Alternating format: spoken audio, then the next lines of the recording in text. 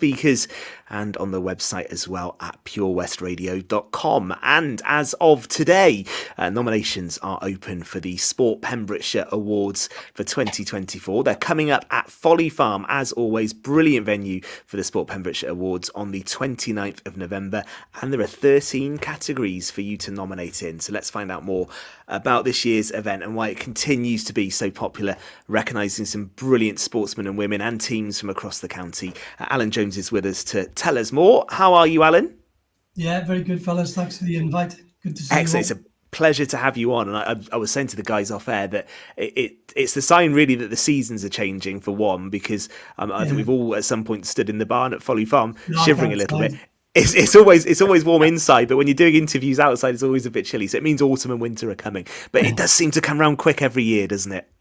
It does seem to come round quick every year. You know, we look forward to September when we launch it. To be honest, November the 29th seems like a long way away at the moment.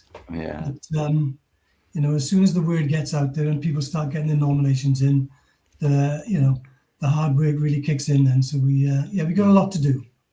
I was going to say that actually, because you're right. When you say November the 29th, it seems a long way in the future, but actually people need to get their nominations in, don't they? Because it makes it obviously easier for you to go through it. And there's so much planning to do as well. So don't wait, I think, is the message. Have a look at those categories and try and identify some people as early as possible, would you say? Oh, yeah, for sure. You know, please don't wait. You know, I can remember, I don't know, perhaps 10, 12 years ago, when over the final weekend of nominations, I left work on a Friday.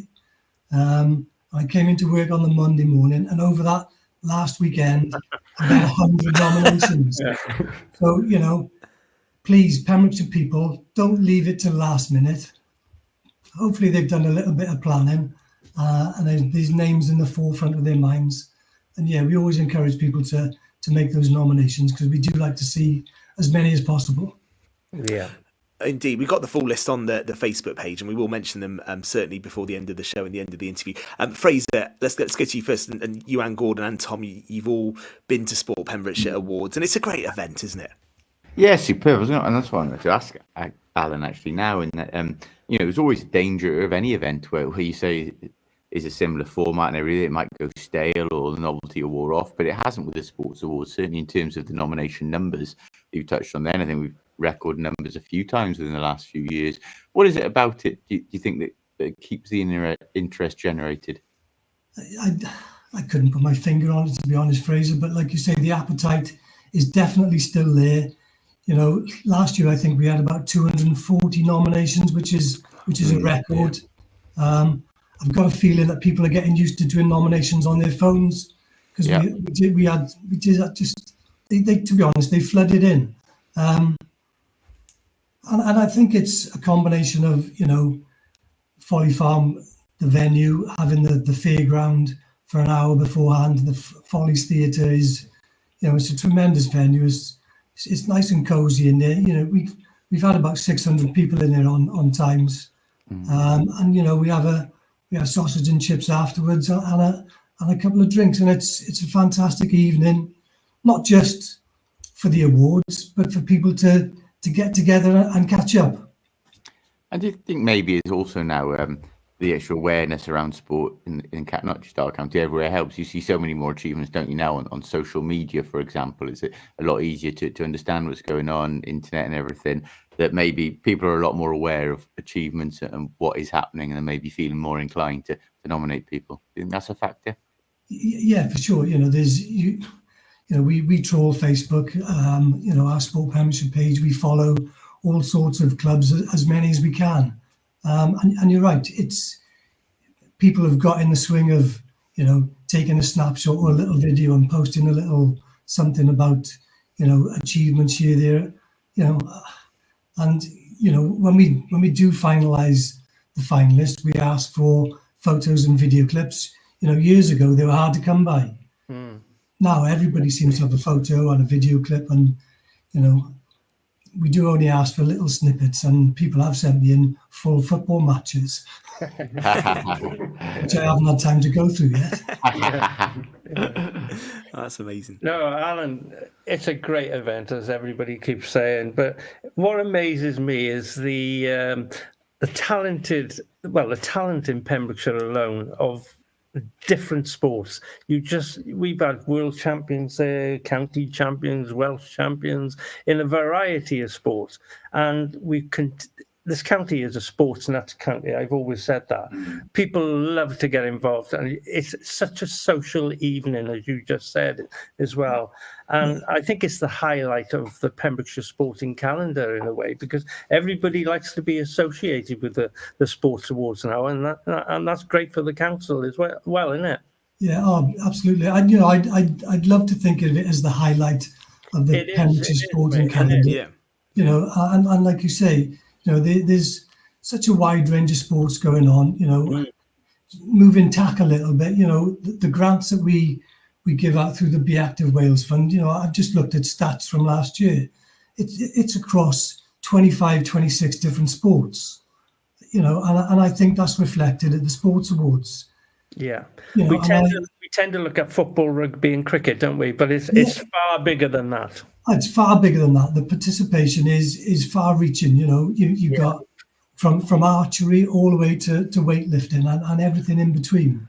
And I always look at the junior categories, the under 16 boys and under 16 girls, the achievements that are present in those nominations. The support those kids are getting from their parents, and like you say, it's not just football, cricket, hockey, netball anymore. It's sailing and weightlifting. And I think Pembrokeshire is sports mad. Yeah. I think if people are watching on social media, on our Instagram, they might be able to see the list of categories just appear, and they're on the Facebook page as well. And Andrew Evans has commented as well, just to say it's fantastic to see what people in Pembrokeshire achieve. And also, Alan, worth pointing out as well, it is about achievement, and there's some brilliant categories: male sporting achievement, the Boys and Girls Awards, the female sporting achievement, the Disability Sports Awards. But you also do a great job of recognising like unsung heroes as well, and club organisers, because without the people behind the scenes in Pembrokeshire, you wouldn't have those people achieving at the top level, would you? And it's great they're recognised. Yeah, absolutely. I couldn't agree more. And over the last 4 or 5 years, the nominations in the club organiser category, the coach of the year category, the numbers are phenomenal. I think last year we probably had maybe 40 people nominated in Coach of the Year category. And you read all the nominations, and, a certain individual called Bill Carney, he always wanted to give something to everybody. And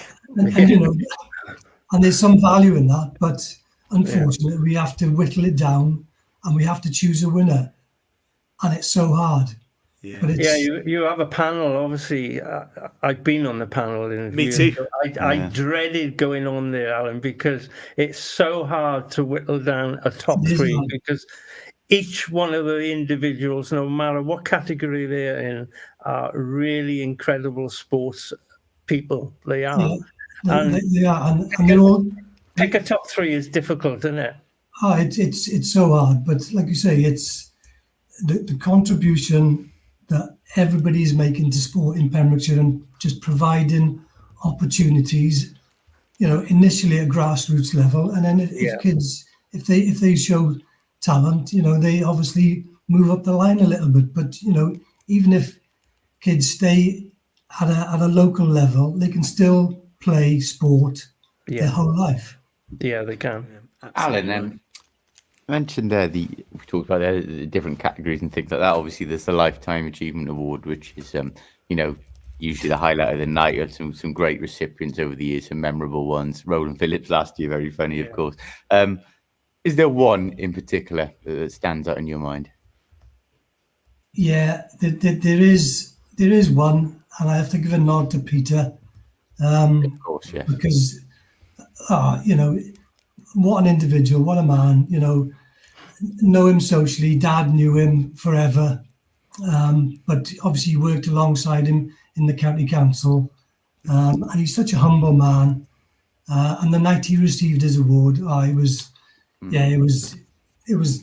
was a special night to see Peter receive his award. And this year, I think, will be all the more sad without Peter's presence, Alan. But he would be, and he was such a big champion of sport across Pembrokeshire, wasn't he? Not just his own sport, but anyone doing anything. Like, he was so enthusiastic about it. And Gordon, Fraser, and Tom will know that, and you will well. So there'll be a bit for that night for Peter, I think, this year. Would that be fair to say? And he was always interested in other people's achievements without necessarily talking about his. I was chatting to a mate of mine, Matthew Lamb, who used to work in the council a couple of years. I was talking to him last week about Peter, and Minty recollects the first time he ever spoke to Peter, and he didn't. Peter was just interested in what Minty was doing. Yeah. And it speaks volumes about the fella.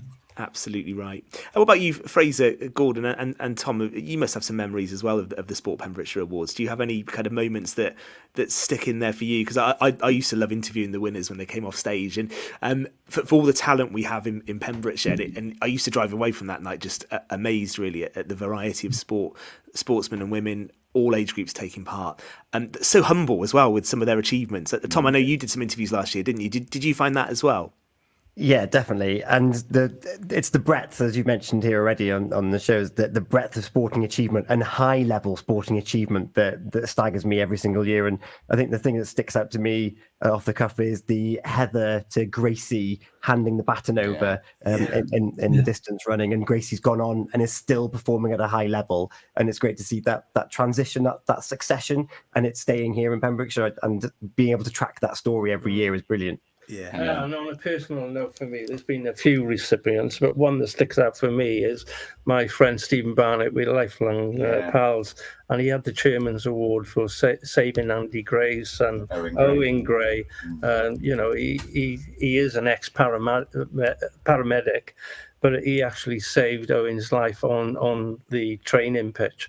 And Stephen's such a humble guy as well. He didn't make a big fuss of it, but that was a real touching moment that evening. It was similar actually as well, seeing Marie Tilley pick up the Chairman's Award, having gone through everything with breast cancer and battled back and given so much to the local sport. And another one that always sticks in mind is obviously the Jacob Thomas Lifetime Achievement Award. And it was so poignant. It was so emotional as well, because by that point, obviously, Jacob had fallen very ill, and we knew that it was perhaps his last opportunity to receive the award, and so it proved. And that one always sticks out in my mind as well. And I think, and I'm sure Alan, I'll bring you in here and see if you agree. I think I always find the best memories aren't necessarily the awards that go to the top sports people. They are stories like that, people who've come through real adversity to give something back. Yeah, exactly that. We've got the Chairman's Award category, which is a kind of an award that perhaps doesn't fit into one of the male-female, sporting categories. Something slightly different. The one I recall is Nicky Rees and Gareth Scotcher. And another poignant evening. Very emotional, and nice to give an acknowledgement to people who are doing special things. Yes, 100%. Yeah, absolutely right. Alan, I won't ask you to speculate on this because you need to be impartial. But I will ask Gordon, Fraser, and Tom if they wanted to. Anyone in the frame for some of the big awards this year, guys? Well, I'm on the judging panel, so you've got to be impartial too. I mean, look. I mean, it's the man judging panel, not because that's saying we just had Matt Bush come home from the Paralympics with a gold medal. Yeah. So I'd expect him to be nominated. Fingers crossed. Pardon? Fingers crossed he's nominated. Yeah. Of course, you got another, which we're going to discuss in a moment, another Pembrokeshire-born Paralympian who's come home with gold as well. So, of course, there's obvious nominations there, and there's a lot of achievement to stand out. And I think, and I don't know if Gordon and Alan might all agree or not with this, I actually find it more difficult now on the judging panel, and not in a negative way. I think it's a positive, but there are so many sporting, different sports. Do you compare them? And sometimes it is hard to compare. And Alan will tell you the same. You'll have some sports where you have a Welsh international or maybe a national champion, but that sport is obviously perhaps, I suppose, where it's not as numbers wise, it's not as difficult to maybe become a national champion as it is in other sports. So you will have some achievements where might be achieved at county level, which are probably the equivalent of something being done at international level in another sport. It depends on how diverse the sport is and what the range of competition is, I guess. So it is great that we have so many in, but it does make for some headaches on that judging panel as well. Yeah, you've got a nervy job ahead, Fraser. That won't be easy.